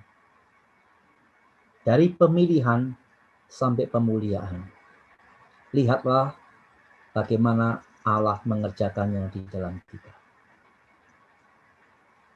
Saudara, ini bukan tentang orang lain ya. Ini tentang saudara. Ini tentang saya. Tentang apa yang Allah lakukan untuk saya. Tentang apa yang Allah lakukan untuk saudara. Allah pilih kita. Dari keberdosaan kita. Dari kematian rohani kita. Dari ketidaklayakan kita. Kita yang mati rohani ini menerima satu karya Allah yang luar biasa, karya Allah Roh Kudus. Kita dihidupkan rohani kita. Kita mengalami kelahiran baru. Yang nanti yang menyiapkan kita mendengar Injil. Yang lahir baru, pasti Allah kirimkan Injil. Tidak mungkin Allah sudah lahirkan baru lalu tidak kirim Injil. Tidak mungkin. Yang dilahir barukan oleh Tuhan, pasti Tuhan kirim Injil. Nah, ketika sudah dengar Injil, kita bisa percaya. Kita beralih pengandalan kita. Dan percaya kita membuat kita dibenarkan, dipandang benar oleh Allah. Karena kita dalam Kristus. Lalu kemudian kita diangkat. Mendapat predikat yang begitu mulia menjadi anak-anak Allah. Allah memproses kita dalam pengudusan. Dan dalam dunia ini, Allah memampukan kita untuk kita pasti bertekun. Sampai akhir. Sehingga nantinya kita boleh bersama-sama dengan Allah di dalam kerajaan surga. Penuh dengan kemuliaan. Dari yang paling hina menjadi yang begitu mulia. Itulah kita, saudara sekalian. Dan itu semua adalah karya Allah yang luar biasa. Inilah Ordo Salutis, urut-urutan karya keselamatan yang Allah lakukan untuk kita. Bukan hanya masalah berdosa, iman, surga. Tapi saudara perhatikan ada banyak elemen yang luar biasa. Bersyukur untuk pemilihan Tuhan. Bersyukur untuk karya Roh Kudus melahir barukan kita. Bersyukur untuk Injil yang diperdengarkan kepada kita. Dan Allah Roh Kudus mengerjakan panggilan internal dalam hati kita untuk merespon pada Injil. Bersyukur untuk iman yang Allah anugerahkan kepada kita. Bersyukur untuk pembenaran yang Allah pandang dengan melihat Kristus. Bersyukur kita diangkat menjadi anak-anak Allah. Bersyukur untuk pertolongan Tuhan dalam proses pengudusan kita. Bersyukur untuk kekuatan Allah, untuk karya Allah dan menguatkan kita untuk tekun. Untuk nantinya membawa kita pada kemuliaan surgawi. Setelah melihat ini semua, saudara sekalian, masih tidak takjubkah kita akan karya Allah dalam hidup kita? Dengan apakah kita bandingkan karya rohani ini? Apakah kita bandingkan dengan kesembuhan? Kita bandingkan dengan kekayaan? Kita bandingkan dengan kesuksesan? Kita mau bandingkan dengan kenyamanan? Itu semua tidak ada apa-apanya, saudara sekalian. Karya rohani Allah dalam hal ini, Ordo Salutis ini, tak terkatakan, tak terhingga, tak tergantikan, tak terbayarkan. Tak terbandingkan dengan apapun juga. Karena itu, wajarlah Alkitab menyuruh kita mengucap syukur senantiasa. Wajarlah Alkitab menyuruh kita bersuka cita senantiasa. Karena mengingat ini semua tanpa ucap syukur tidak bisa kan? Mengingat ini semua tanpa sukacita tidak bisa kan? Setiap kali kita mengingat karya Allah seperti semacam ini, saudara, kita bersyukur, kita bersukacita. Nah tentu, apakah syukur dan sukacita kita ini akan berhenti untuk kita? Bukankah kita juga ingin keluarga kita, rekan-rekan kita juga mengalaminya? Injil itu menjadi kuncinya. Baik, kita berhenti malam hari ini. Silahkan kalau ada yang bertanya. Ini di chat ada 7 ya, sebentar saya lihat ya, seperti ada yang tanya di chat. Oh, bukan tanya tadi, yang jawabnya cuma terlambat ya. Ya, silakan. Ya. Rizky Musa. Iya, silakan Ko Rizky. Ya. Tipis-tipis antara itu ya, apa yang panggilan Injil sama lahir baru. Lahir baru. Apakah dia tidak bisa berbarengan mungkin ya Musa ya? Tapi lebih condong panggilannya duluan baru lahir baru. Seperti ada cerita yang di Kisah Rasul loh, Pak Paulus. Ya. Yang di mana? Di Filipi ya. Yang Kisah Rasul berapa itu, Pak? Yang dia cerita dulu kan, baru Allah membukakan Betul. antara perempuan. Betul. Kan Betul, ada kisah itu. Betul. Tapi pertanyaannya, apakah itu menjadi pola seluruhnya? Ya nggak tahu juga. Jawabannya tidak. Nah, jawabannya tidak. Jawabannya tidak. Jadi memang terjadi kisah seperti itu bahwa ada yang Injil diberitakan dulu ya, baru Allah bekerja begitu iya. Tapi itu tidak menjadi pola seluruhnya. Karena juga dalam faktanya ada banyak kisah yang sebenarnya itu ada jeda antara kelahiran baru dengan panggilan Injilnya, dengan internal calling-nya. Itu di dalam faktanya ada banyak begitu. Dan memang secara logisnya memang mestinya lahir baru dulu. Supaya apa? Supaya bisa berespon terhadap berita Injilnya. Gitu. Jadi memang ada bagian yang tipis, betul, itu di dalam Kisah Rasul tadi, betul, itu bagian sangat tipis sekali antara kelahiran baru dan panggilan Injil. Tapi itu tidak menjadi pola seluruh Ordo Salutis, tidak. Di dalam banyak fakta, di dalam banyak realita, itu lebih memungkinkan bahwa secara umum itu adalah lahir baru dulu, secara misterius, kita nggak tahu. Untuk apa? Untuk menyiapkan kita mendengar Injilnya. Karena kalau kita mendengar Injil tanpa lahir baru, orang mati mau dikasih apa? Nggak bisa respon. Jadi dalam urutan logisnya, banyak yang teolog reform mempercayai bahwa lahir baru lebih dulu daripada panggilan internal calling-nya. Ini bicara logisnya. Memang dalam Alkitab ada bicara tipis-tipis ya, tapi itu tidak menjadi pola dalam seluruh Ordo Salutis. Ya, yang lain? Ustaz? Ya. Saya pernah ingat cerita Stephen Tom. Orang mati, yang namanya mati ya nggak sadar, betul. Tapi supaya dia sadar tuh seperti orang tidur gitu, kebakaran, dia sedang mimpi yang enak, terus disadarkan bahwa itu ada bahaya. Nah, bahaya itulah respon, artinya menyadarkan keberdosaan manusia yang butuh Tuhan. Nah, pengertian hidup lahir baru dengan kesadaran yang Tuhan berikan supaya kita menerima Injilnya dan kembali jadi percaya, itu tuh yang mana yang benar? Kesadaran itu adalah kelahiran baru, lahir barunya dulu, atau kesadaran dulu akan keberdosaan kita yang butuh Injil. Jadi kan pemilihan itu udah pasti ya kan, pemilihan dari Tuhan, menyadarkan kita, Injil diberitakan, kita menerima iman melalui iman, ya kan, iman, baru kita lahir baru. Nah, pengertian lahir baru ini kan dulu kita berpikirnya seperti itu. Nah, pengertian lahir baru itu apakah kesadaran pada waktu butuh Tuhan itu adalah lahir baru atau lahir baru itu setelah kita percaya kepada Tuhan dan hidup yang baru. Pengertiannya itu. Jadi analoginya tidak tepat ya. Jadi analogi orang yang tidur lalu kebakaran itu tidak cocok dengan kondisi keberdosaan. Kondisi keberdosaan itu bukan sedang tidur, itu mati, benar-benar mati rohani. Iya. Jadi analoginya tidak cocok. Ya, jadi apakah lahir baru itu sadar dulu baru lahir baru? Tidak.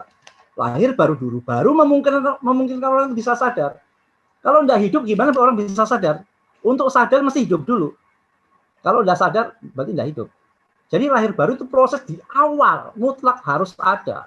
Sebelum Injil diberitakan, supaya itu bisa berespon. Jadi lahir baru itu bukan produk orang dengar Injil. Lahir baru itu bukan produk orang hidupnya berubah. Tidak. Lahir baru itu adalah karya Roh Kudus setelah Allah pilih dia. Supaya apa? Supaya ketika dia dilahir barukan, itu nanti memungkinkan ketika Injil diberitakan dia bisa berespon. Hanya orang yang hidup secara rohani yang dilahir barukan oleh Roh Kudus, hanya orang yang bisa mendengar dan meresponi Injil. Jadi berbeda karya Roh Kudus ya. Berarti pengertian lahir baru itu bukan kelahiran setelah kita percaya kita lahir baru, bukan begitu ya, Musa? Jadi kelahiran baru itu adalah kesadaran yang butuh Injil itu kan, yang dari mati menjadi sadar. Oh, jadi pengertiannya di sana. Betul. Ya, itu namanya regeneration tadi. Benar-benar 100% karya Roh Kudus itu. Nah, Itu berkat kalau yang lahir baru, apakah itu termasuk sudah mendapatkan keselamatan tanpa Injil yang diberitakan? Tidak mungkin. Yang dipilih akan dilahirbarukan untuk mendengar Injil. Oh, Iya, jadi itu paket, itu satu paket semua sampai akhir. Nggak mungkin di tengah-tengahnya. Kan tanpa Injil orang nggak bisa percaya Yesus toh. Jadi itu satu paket seterusnya. Jadi yang dipilih pasti dilahirbarukan, pasti dengar Injil, pasti percaya, dan seterusnya. Pasti semua sampai akhir. ya. Karena selama ini kan ingat dengan analogi yang diberikan Stephen Tong. Jadi kesadaran itu bukan lahir baru, itu kesadaran di mana kita ini sudah mati dan Tuhan tuh sudah memilih kita, memberikan kesadaran butuh Injil itu. Nah, setelah kita percaya kan kita lahir baru gitu. Justru sebelum sadar itu arah Roh Kudus sudah kerjakan lahir baru dulu. Ya, Hanya orang nah nggak tahu kapan dia lahir kesadaran baru. itu Musa, yang kesadaran itu yang maksud saya. Kesadaran itu buah dari lahir baru. Kesadaran itu efek dari lahir baru. Ya, Efek dari lahir pengertiannya. barunya. Jadi Iya. pengertian kita selama ini lahir baru, orang yang sudah percaya lahir baru itu bukan seperti itu kan. Bukan. Selamat datang dalam keluarga Allah. Itu boleh. Ya Itu kan? boleh. Ya. Ya, itu kan seperti seolah-olah itu lahir baru dia nih kan. Kalau selamat datang dalam keluarga Allah nggak apa-apa ya. Adopsi. Ya, adopsi. Musa, Ya. kayaknya berbarengan gitu. Jadi lahir baru dan panggilan Injil dan Tidak. Karena tidak selalu berbarengan. Karena itu tidak ada orang yang tahu kapan lahir barunya. Nah, Yuk, silakan. ya. Oh, siapa ada lagi? chatting maksud. Chat. Oh, chatting. Mungkin bisa dijelaskan definisi lahir baru dan panggilan itu menurut Musa. Tadi sudah kayaknya ya. Oke, jelasin ya. Lahir baru adalah karya Roh Kudus yang membuat hidup lagi rohani orang yang mati. Starting point-nya adalah kita mati rohani. Yang mati rohani tidak mungkin bisa berespon kepada Tuhan. Maka supaya bisa berespon, maka yang mati rohani itu mesti hidup rohaninya. Nah, bagaimana yang mati rohani bisa hidup ini? Itulah proses namanya lahir baru, kelahiran kembali. Itu yang Yesus katakan kepada Nikodemus. Jadi yang mati rohani, Allah Roh Kudus lahir barukan orang itu tanpa kita sadari kapan itu kita tidak tahu, dan bagaimana cara Roh Kudusnya bekerja kita tidak tahu. Namanya mati jadi hidup kita tidak tahu bagaimana itu benar-benar misteri. Tapi tanda-tandanya orang yang lahir baru kita bisa tahu, yaitu pada waktu Injil diberitakan dia bisa berespon dan bisa sungguh-sungguh percaya, kita bisa tahu oh ini orang sudah lahir baru. Karena dia bisa berespon kepada Injil, dia bisa percaya pada Injil, maka otomatis sebelumnya dia pasti lahir baru. Siapa yang mengerjakan? Ya Roh Kudus. Lalu panggilan, ya panggilan itu tadi ada dua macam, ya nanti akan dijelaskan di bulan depan. Tapi panggilan ini ada dua macam, yaitu external calling, yaitu Injil yang diberitakan, percayalah kepada Tuhan Yesus maka engkau akan selamat. Ini external calling. Tapi external calling ini bisa dapat dua respon kan dari seseorang, orang bisa terima, orang bisa tolak. Nah, bagi orang yang dipilih oleh Tuhan, Tuhan bukan hanya mengerjakan external calling melalui Injil yang diberitakan, tapi Allah dalam diri orang yang sudah dilahirbarukan itu mengerjakan namanya internal calling atau effective calling, yang memastikan orang yang mendengar Injil itu pasti mau terima. Ini berguna juga bagi pengabaran Injil ya, supaya kita tidak putus asa dalam pengabaran Injil. Karena benar-benar bergantung sepenuhnya pada Allah Roh Kudus. Kita cuma penyampai saja. Itu ya. Lahir baru terjadi seketika atau berproses? Lahir baru seketika, tidak berproses. Lahir baru itu seketika, hanya seketikanya kapan, di mana, pada waktu apa, kita tidak tahu, itu misteri. Namanya orang mati dihidupkan rohaninya, gimana cara mengetahuinya, tidak tahu. Hanya kita bisa, sekali lagi, kita bisa tahu tanda-tandanya, yaitu ketika mendengar Injil, bisa berespon, itu tandanya orang sudah dilahirbarukan sebelumnya oleh Roh Kudus. Bukan berproses ya, seketika ya. Seperti jeda antara hidup dan mati. Jeda antara hidup dan mati ya. Kalau Lazarus yang mati dihidupkan kan tidak ada jeda, langsung tak hidup ya. Tidak pakai setengah hidup kan. Lazarusnya apakah ketika dibangkitkan dia mengalami seperempat hidup dulu? Tangannya dulu hidup gitu, kakinya dulu hidup, tidak kan? Seketika hidup ya hidup begitu. Kira-kira rohani begitu juga ya. Dari mati rohani kemudian menjadi hidup rohaninya pasti seketika ya. Itu mujizat, bisa dikatakan mujizat. Musa tadi dikatakan yang dipilih pasti tekun sampai akhir. Bagaimana dengan orang yang pindah agama? Oh, ini pertanyaan klasik ya. Gimana orang yang pindah agama?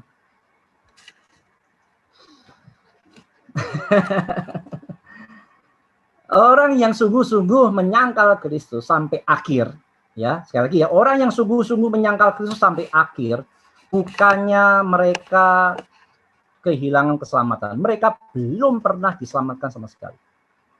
Yang belum pernah diselamatkan ya pasti tidak tekun, tapi yang sudah diselamatkan dipastikan akan bertekun sampai akhir. Tapi ingat ya, ini mesti sampai akhir ya, sampai akhir. Jadi jangan cepat-cepat menghakimi ya. Apalagi? Ada pertanyaan di atas nih, Sok. Di atas. Itu di atasnya ini dari. Oh, ini. Koji. Untuk proses kita menambah pengertian akan masuk firman Tuhan masuk di mana ketekunan? Untuk proses kita menambah pengertian akan firman Tuhan masuk di mana ketekunan? Iya. Dan pengudusan juga.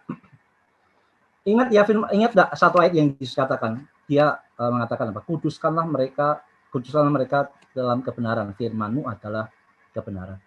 Jadi mengerti firman itu bagian yang mutlak ya, mutlak akan dialami oleh setiap orang yang sudah diangkat menjadi anak-anak Allah.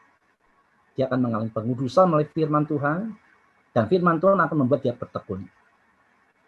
Dan akan menjadi terus-menerus seperti itu prosesnya ya. Itu juga bisa menjadi ciri dari seorang yang mengalami ordo salutis ini, punya kerinduan akan firman. Itu menjadi ciri yang mutlak ya. Pak Budi Asali pernah ngomong bahwa salah satu ciri mutlak dari orang yang sudah diselamatkan itu dia merindukan firman. Kalau dia hidup rohaninya, dia pasti rasa lapar rohani, gitu ya. Ada enggak mayat yang rasa lapar, pengen soto, pengen bakso, enggak ada. Hanya orang hidup loh. Kita yang hidup ini kita bisa rasa lapar kan. Aku pengen makan nasi pecel, pengen makan capcay gitu. Kita lapar. Sama rohani juga begitu. Orang yang sungguh-sungguh rohaninya hidup, itu pasti akan mengalami rasa lapar. Dan laparnya orang rohani itu akan firman Tuhan. Rindu akan firman. Rindu akan firman itu berbeda dengan pengen tahu firman. Beda banget. Rindu firman itu berbeda dengan pengen belajar. Beda. Meskipun rindu melibatkan belajar, meskipun rindu melibatkan pengetahuan, tapi rindu jauh melebihi dari sekedar pengen tahu dan pengen belajar. Rindu itu tahu untuk mengalami, tahu untuk mengalami, tahu untuk mengalami, tahu untuk mengalami. Itu rindu. Apalagi, sudahkah?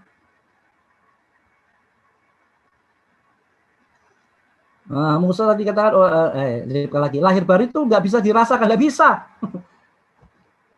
Hanya kita bisa tahu tandanya, yaitu ketika kita bisa merespon pada Injil, kita bisa percaya sungguh-sungguh pada Yesus, maka kita bisa mengatakan aku lahir baru, Roh Kudus sudah melahirbarukan aku. Puji Tuhan.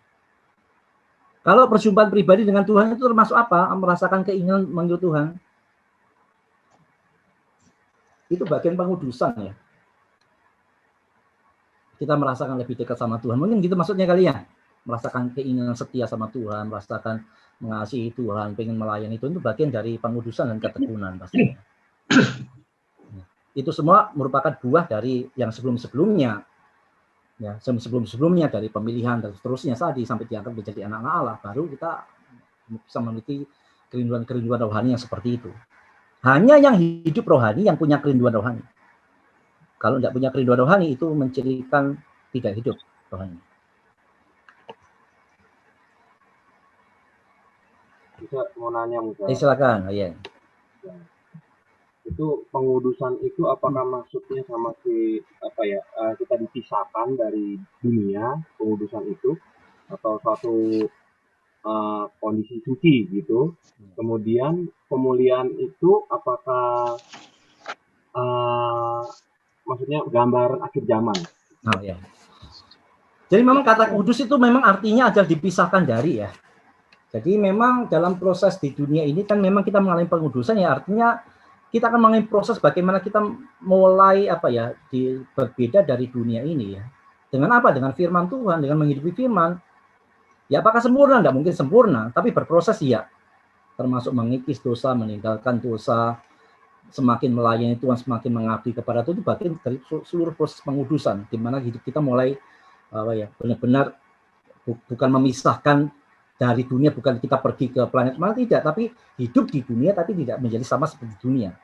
Itu kan butuh pergumulan kan, itu kan peperangan kita hari-hari kan, gimana berbisnis secara alkitabiah tidak sama dengan bisnis dunia, bagaimana berkarir tidak dengan cara-cara dunia tapi dengan kehendak Tuhan. Itu kan bagian pengudusan yang seringkali menyakiti kita, tapi itu bagian proses. Apakah sempurna? Mungkin di bagian-bagian tertentu kita bisa dapat nilai bagus, tapi bagian-bagian lain mungkin nilai kita jelek. Tapi itulah proses. Dan itu akan terus kita alami sepanjang kita hidup dalam dunia ini ya. Akan ada jatuh bangunnya, pasti iya. Tapi jatuh bangunnya itu pada grafik yang naik ya. Bukan jatuh bangunnya ini grafiknya makin turun, tidak. Ya, proses pengudusan grafiknya akan terus naik, meskipun ada jatuh bangunnya. Pemuliaan ini bicara surgawi. Jadi Allah itu sudah merancang kita sedemikian rupa ya, dari dipilih dari yang mati rohani sampai nanti diberikan kemuliaan surgawi. Wow, gitulah kira-kira ya. Apa yang Allah pikirkan untuk kita itu terlalu di luar ekspektasi siapapun juga. Karena cinta dan kedaulatan yang luar biasa. Apa lagi? Ada lagi? Apa nih? Koje lagi.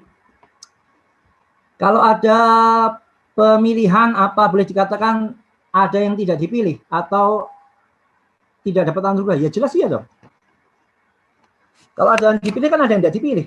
Tapi yang tidak dipilih tidak boleh mengatakan, oh aku masuk neraka gara-gara tidak dipilih. Tidak. Lu masuk neraka karena kamu tidak percaya. Kamu masuk neraka karena kamu berdosa, bukan karena kamu tidak dipilih. Tapi kalau ada yang dipilih, ada yang tidak dipilih, ya pasti ya. Ada yang dapat anugerah, ada yang tidak dapat anugerah, iya. Tapi apakah laki-laki, apakah ada adil? Nah, saya sudah jelaskan tadi ya, tidak ada ketidakadilan. Yang ada satu dapat anugerah, yang sebagian dapat anugerah, yang sebagian dapat keadilan. Ada lagi? Di atas pertanyaan tadi itu ada satu yang belum terjawab kali Musa. Ada lagi ya? Kalau perjumpaan pribadi dengan Tuhan. Sudah siap tadi, sudah. Oh, sudah. Musa, jadi Tuhan lahir barukan orang percaya itu karena Tuhan tahu manusia itu sudah mati duluan sebelum dunia ada, atau dia memanggil dulu karena dia tahu manusia akan mati? Saya masih kurang ngerti ya pertanyaannya. Yang tanya boleh kan langsung ngomong ya. Kalau saya jawab sih gini sih, ya jawab dengan pemahaman saya pertanyaan ini ya. Kalau bisa Tuhan tahu lebih dulu, dia tetapkan makanya dia tahu. Barukan orang percaya. Gitu. Dan penetapannya sekali begitu ya untuk seluruh totalitas begitu. Sebelumnya ada. Saya tidak terlalu ngerti saya. Apakah anak-anak dapat mengalami hidup baru? Anak-anak dapat mengalami hidup baru? Bisa, dapat.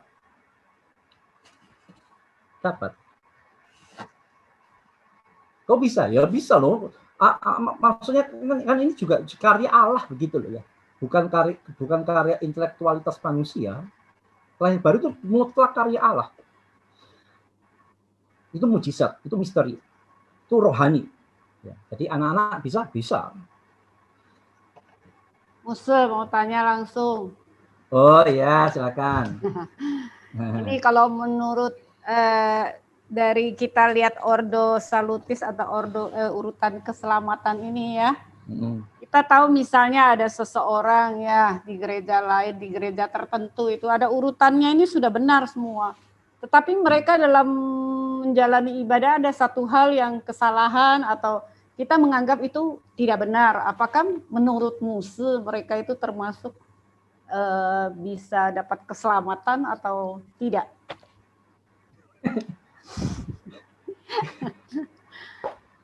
Ya. Orang diselamatkan bukan karena mengerti ordo salutis. Orang diselamatkan karena mengenal dan mengandalkan Yesus saja sebagai satu-satunya Tuhan dan Juru Selamat untuk memperoleh hidup yang kekal. Iya benar, maksud saya dia melihat kepada itu unsur-unsur itu ada dalam kehidupan mereka. Mereka juga mengenal, mereka juga percaya, mereka juga ibadah. Iya. Tetapi misalnya kita tahu dia salah, ada bahasa rohnya, ada bagaimana. Oh. Nah, apakah itu termasuk orang-orang yang bisa diselamatkan? Kalau menurut Musa, bagaimana Pak? Jadi kita nggak bisa aja seorang itu langsung mereka bukan dalam pemilihan Allah kan? Iya, di dalam Kristen itu ada dua ya, ada sesat, ada salah. Kalau sesat itu adalah salah di dalam hal fundamental, menolak Tritunggal, menolak keilahian Yesus, menolak Alkitab otoritas tertinggi, menolak keselamatan hanya karena iman. 4 pilar ini ditolak salah satunya itu sudah sesat. Ya, dan itu bisa dikatakan pasti bukan orang pilihan. Tapi ada yang salah, bagian-bagian yang minor. Tetapi begini, meskipun salah ya, saya percaya orang yang ada Roh Kudus di dalam hatinya, ketika diberitahukan kebenaran, dia pasti akan mengerti dan dia pasti akan berubah. Jadi kalau ada orang yang meskipun tidak sesat, tapi salah, dan salahnya ini sudah diajari betul-betul dijelaskan dengan begitu baik, tapi dia tetap mempertahankan kesalahannya itu tanpa mau berusaha mengubah atau berusaha memperbaiki, maka dipertanyakan apakah benar dalam dirinya ada Roh Kudus. Karena Roh Kudus itu berfungsi untuk mengajar, mengingatkan, menyadarkan orang. Jadi memang jawabannya tidak hitam dan putih. Jawabannya mesti seperti itu. Kalau tergolong sesat ya kemungkinan dia bukan yang diselamatkan. Tapi kalaupun salah, tapi kalau dia sudah diberitahukan, diajari, dijelaskan, masih ngotot mempertahankan kesalahannya terus, maka sangat mungkin dia bukan anak Tuhan. Karena kalau Roh Kudus, kalau orang itu punya Roh Kudus dan orang itu pernah salah, lalu ada firman Tuhan disampaikan, ada pengajaran disampaikan, ada koreksi disampaikan. Kalau dia ada Roh Kudus, pasti Roh Kudus bekerja menyadarkan dia. Oh ya ternyata salah ya. Ternyata bahasa Roh Kudus salah ya, tidak sesuai dengan Alkitab ya, misalnya begitu ya. Dan misalnya ada orang yang sudah dikasih ayat Alkitab, dikasih penjelasan sejelas-jelasnya, masih ngotot bahasa rohnya tidak karu-karuan begitu ya. Saya ragu dari orang Kristen. Kalau ini bicara bahasa roh, dan ini bukan hanya bisa bicara satu kasus bahasa roh, bicara semua hal. Ya, jadi kalau sudah dikasih tahu, diberikan kebenaran, masih ngotot terus ya. Ya, sangat mungkin dia belum diselamatkan.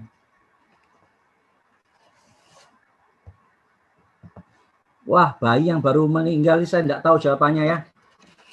Saya tidak tahu bayi ya. Saya tidak tahu ya. Musa kalau effective calling itu dikatakan efektif karena bisa menghidupkan yang artinya mati ya. Jadi sekalipun manusia mati dipanggil Tuhan, pasti bisa berespon. Effective calling itu merupakan kesambungan dari lahir baru. Jadi tanpa lahir baru tidak mungkin ada effective calling. Effective callingnya baru dikerjakan oleh Roh Kudus kalau dia sudah melahir barukan orang.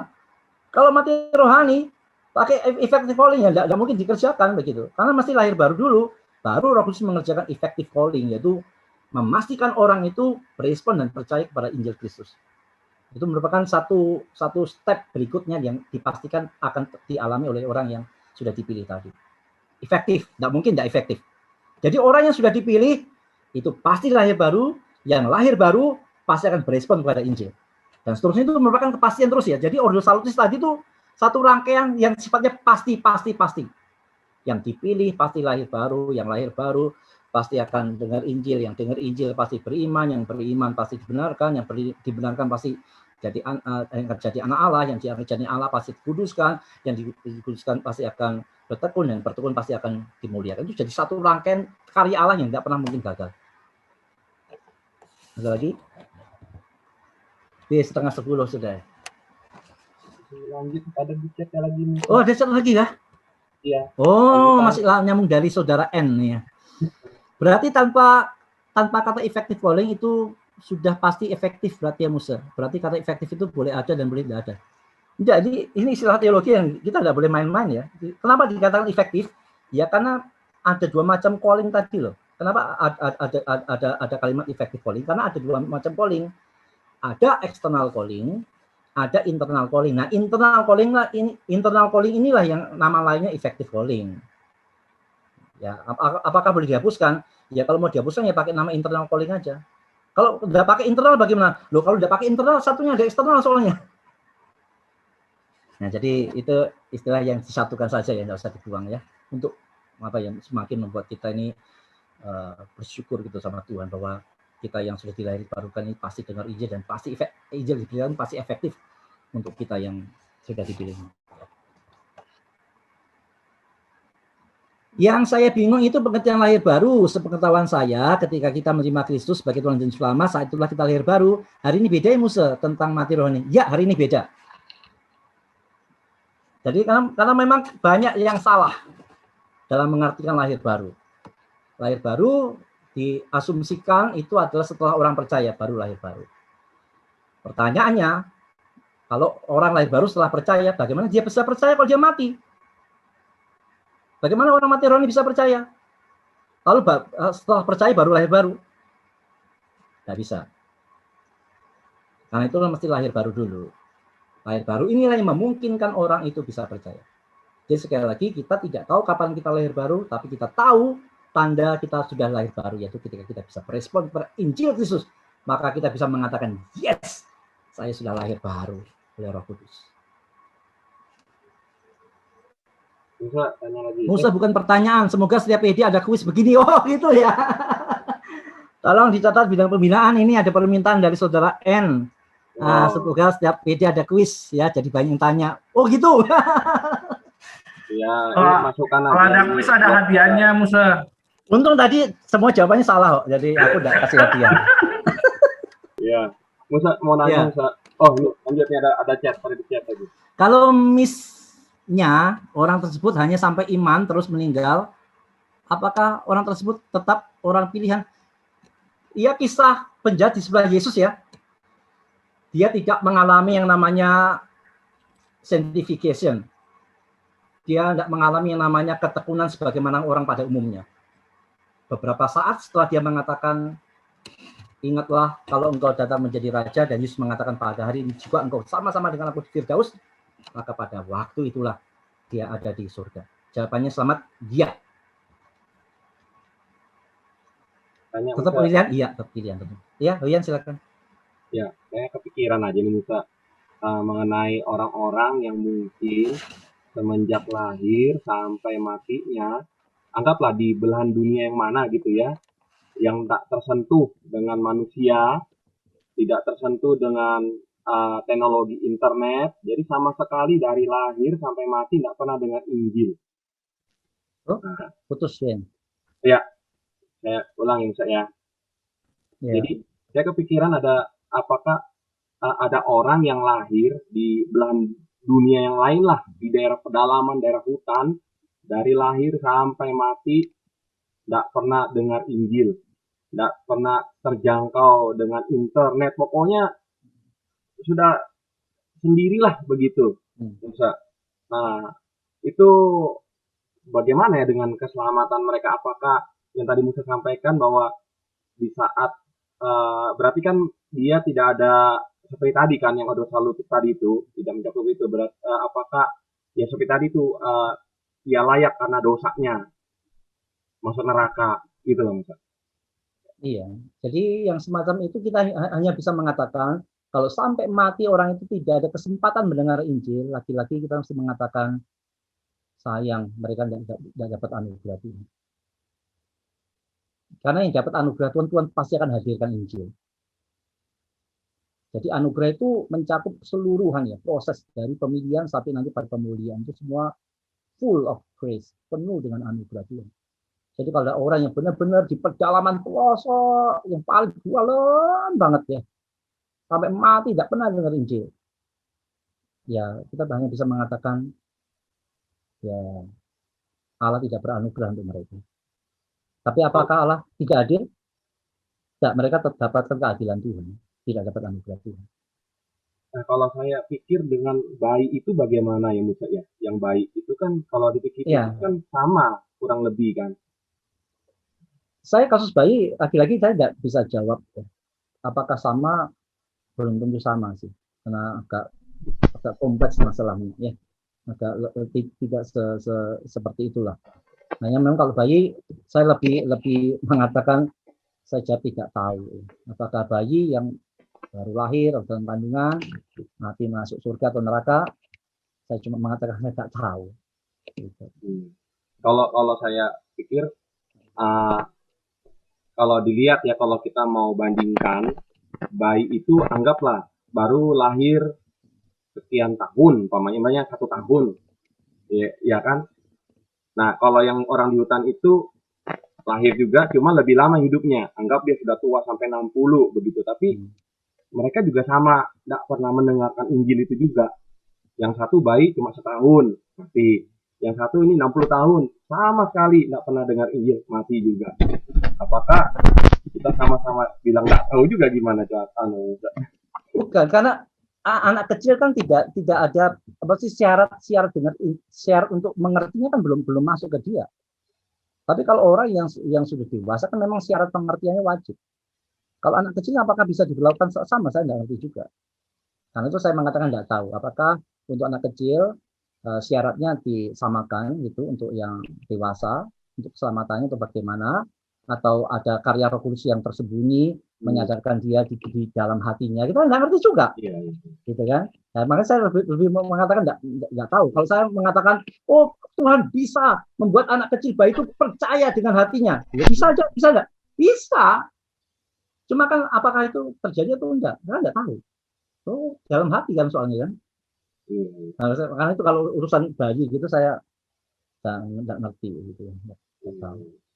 Memang beberapa buku yang beberapa penulis ada yang memastikan bahwa masuk surga, tapi beberapa juga nggak tahu juga gitu. Terima kasih, Pak. Sama, maafkan ketidaktahuan saya. Saya lebih baik ngomong nggak tahu daripada sok tahu. Terima kasih. Lahir baru dengan hidup baru itu sama atau beda? Tergantung memikirkannya bagaimana. Kalau lahir barunya dalam pengertian satu keadaan setelah kematian rohani itu tentu beda dengan hidup baru dalam pengertian yang umum. Kalau hidup baru dalam pengertian meninggalkan dosa tertentu, meninggalkan dosa A, B, C, D, itu pasti beda dengan lahir baru. Kalau dimengerti seperti itu loh ya. Tapi kalau hidup barunya disamakan definisinya dengan lahir baru satu kondisi, karya Roh Kudus setelah orang itu mati rohani, maka harusnya sama. Jadi tergantung pengertian atau definisi yang dibuat. Apakah menurutmu itu lahir baru? Apakah menurutmu hidup baru? Kalau definisinya sama, ya berarti menunjuk pada satu proses yang sama, yaitu proses orang itu dihidupkan rohaninya oleh Roh Kudus. Tapi kalau didefinisikan secara berbeda, boleh juga boleh. Jadi orang yang lahir baru di dalam proses pengudusannya dia mengalami hidup yang diperbarui, bisa. Jadi masalah definisi saja ya. Musa, ada yang ketiga Musa. Ya. Hidup baru dengan pengertian, kalau hidup baru selamat hidup baru berarti orang baru meninggal. Iya. Betul. Ya. Jadi kan kalau kita sudah belajar tadi Ordo Salutis, orang yang dibaptis belum tentu sudah lahir baru kan, Musa? Belum tentu. Yang dibaptis karena mau kawin, yang dibaptis karena ikut-ikutan ya, bukan karena iman ya, ada yang begitu ya. Jadi berarti patokannya kan bukan, kalau sekarang kita kan kahirianya kan patokannya orang sudah dibaptis atau belum kan? Kadang kita yang mengidentikannya seperti itu kan? Iya, secara manusia kita mengatakan orang lahir baru karena pengakuannya dia kan. Kalau percaya Yesus, percaya, oh berarti lahir baru. Kan kita nggak tahu hatinya masalahnya. Jadi kita mengatakannya kan berdasarkan pengakuannya dia. Dia bohong, nggak bohong kan kita nggak tahu. Tapi kita memberikan selamat lahir baru begitu ya. Sebagai dengan tanda bahwa dia percaya ya berdasarkan pengakuannya. Apakah hatinya benar-benar percaya atau enggak? Siapa tahu gitu. Jadi kita bisa salah enggak kasih selamat, bisa salah. Tapi dosa enggak? Tidak. Karena kita melakukannya berdasarkan pengakuan orang itu. Oke. Ustaz. Ya, akhirnya muncul. Saya tunggu-tunggu ini. Ibu sepi kelihatannya. Ini kemudian, ya. Definisinya iman itu apa sih? Apa sama dengan iman yang kita sebutkan ini kan? Sesuatu yang tidak kita lihat, yang kita percaya, yang iman di sini bicara iman keselamatan ya, yaitu mengenal dan mengandalkan Yesus saja itu. Bukan iman dalam konteks ordo. Iman kepercayaan ini yang Musa. Bukan dalam Ibrani pasal 11 ayat 1 bukan, tapi iman dalam konteks keselamatan. Ya itu aja sih, soalnya kalau iman itu seperti yang tidak kita lihat tapi kita percaya, ya seharusnya dia ditaruh di nomor 3 seharusnya. Nah, itu iman setelah iman keselamatan. Itu masuk ke pengudusan dan ketekunan ya, hidup dalam iman itu. Ya. Ya, makasih Ustaz. Terima kasih. Cukup ya, sudah 9:30 ya. Jadi kalau ada mau tanya lagi silakan tanya ke Pak Cuko. Baik, saudara sekalian, saya mengajak kita untuk menutup. Dan saya sih rindu sekali ya, saudara sekalian, ini kita malam ini bersyukur sama Tuhan. Bukan hanya bersyukur karena kita dikasih sehat, dijauhkan dari COVID, dipelihara keluarga kita, dikasih berkat-berkat, jasmani. Dan malam ini yang kita ingat ini satu berkat rohani yang tak terkatakan. Bisa bayangkan seandainya saudara tidak dipilih, tidak dilahirbarukan, dan seterusnya itu semua. Bisa bayangkan bagaimanakah keadaan kita. Sangat mengerikan, bukan? Meskipun secara harta melimpah, terkenal, sukses. Tapi kalau kita tidak mengalami karya Allah yang semacam ini, itu apa? Kita orang paling celaka. Tapi puji Tuhan, malam ini kita boleh kedapatan sebagai orang-orang yang sungguh-sungguh percaya di Yesus, itu membuktikan kita dipilih Tuhan, itu membuktikan kita mengalami kelahir baru dari Roh Kudus, itu membuktikan kita mengalami karya-karya Allah yang luar biasa sampai hari ini kita mengalami proses pengudusan, ketekunan. Tinggal satu step kita melangkah di dalam kemuliaan Allah. Tinggal satu step Allah sudah mengerjakan lebih banyak step dan sekarang terus bekerja di dalam kita. Tinggal satu langkah lagi, saudara sekalian. Maka sebelum satu langkah ini menuju kemuliaan, mari hidup bagi Tuhan, melayani Tuhan, syukur kepada Tuhan, memuji Tuhan. Karena begitu luar biasa apa yang Allah lakukan dalam hidup kita. Mari kita sama-sama berterima kasih kepada Tuhan, kita bersyukur untuk karya Allah yang luar biasa. Kami mendudukkan diri di hadapan Tuhan. Siapakah kami? Sehingga Allah bekerja, berkarya luar biasa. Tak pernah terpikirkan dalam hidup kami. Tuhan, terima kasih. Kau telah memilih kami. Terima kasih Allah Roh Kudus melahirbarukan kami. Terima kasih untuk Injil yang Kau bawa kepada kami. Terima kasih Engkau memampukan kami berespon kepada Injil. Dan berterima kasih Engkau menganggap kami benar di dalam Kristus. Terima kasih Engkau mengangkat kami menjadi anak. Terima kasih Engkau menguatkan kami di dalam proses pengudusan dalam dunia. Terima kasih Engkau memberikan kepada kami kekuatan terus bertekun di dalam hidup sebagai anak-anak Tuhan di tengah dunia yang jahat ini. Terima kasih untuk tangan-Mu yang tidak pernah melepaskan kami. Terima kasih untuk karya-Mu yang sungguh luar biasa. Jangan biarkan kami melupakan semua ini ya Tuhan. Saya kira boleh kami terus mengingatnya, bahkan mempengaruhi hidup kami, mempengaruhi respon kami kepada Tuhan. Bawalah kami itu semakin mencintai, mengasihi, melayani, mengabdi kepada Tuhan. Selama masih ada kesempatan bagi kami, tinggal menunggu satu langkah dalam kemuliaan. Bila kami pakai waktu yang singkat itu, hidup bagi Tuhan. Terima kasih Tuhan. Bila hari-hari kami dipenuhi dengan ucapan syukur dan puji-pujian kepada Tuhan. Ketika kami belum mengingat bagaimana luar biasa karya Tuhan di dalam hidup kami. Sebentar kami akan beristirahat, Tuhan jaga kami malam hari ini. Biarlah kami belum mengalami tidur ini, besok pagi bangunkan kami dan belum menuju untuk syukur kepada Tuhan. Terima kasih untuk PA dan PT pada malam hari ini. Dalam nama Tuhan Yesus kami mengakhiri dan kami bersyukur sekali lagi dan amin.